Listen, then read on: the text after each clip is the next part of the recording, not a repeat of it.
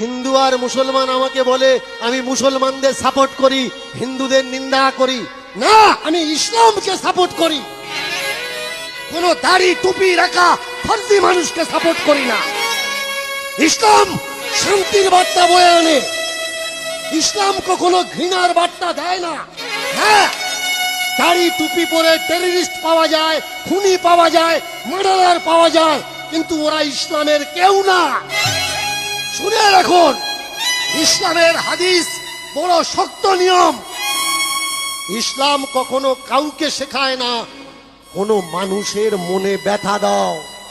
তবে শুনে রাখবেন, দাড়ি টুপি রাখলেই যে তারা মুসলমান না। বলছে কুরআন বলছে, দিল যার সাফ নয় সে বান্দা কখনো মুসলমান হতে পারে না। এখানে যদি আমার মুসলমান ভাই কোনো থেকে থাকে জিজ্ঞাসা করবেন, দীনকৃষ্ণ কিন্তু তোমার গ্রামের মানুষ খেতে পায় না, তুমি মুসলমান নয়। তুমি মোল্লা হতে পারো কিন্তু তুমি মুসলমান। ধর্ম যার যার, কিন্তু মানবতার ভাষা যে সবার এক, সেটাই প্রমাণ করলেন এই কীর্তন শিল্পী দাদা। ওনার মুখে ইসলামের প্রশংসা শুনলে সত্যি বুকটা জুড়িয়ে যায়। আজকের এই ভেদাভেদের যুগে যখন কিছু মানুষ সমাজকে ভাগ করতে চায়, তখন এই দাদার মতো মানুষেরাই আমাদের শেখায় সত্যিকারের ভালোবাসা কাকে বলে। এই সুন্দর মন মানসিকতার জন্য দাদার প্রতি রইল গভীর শ্রদ্ধা।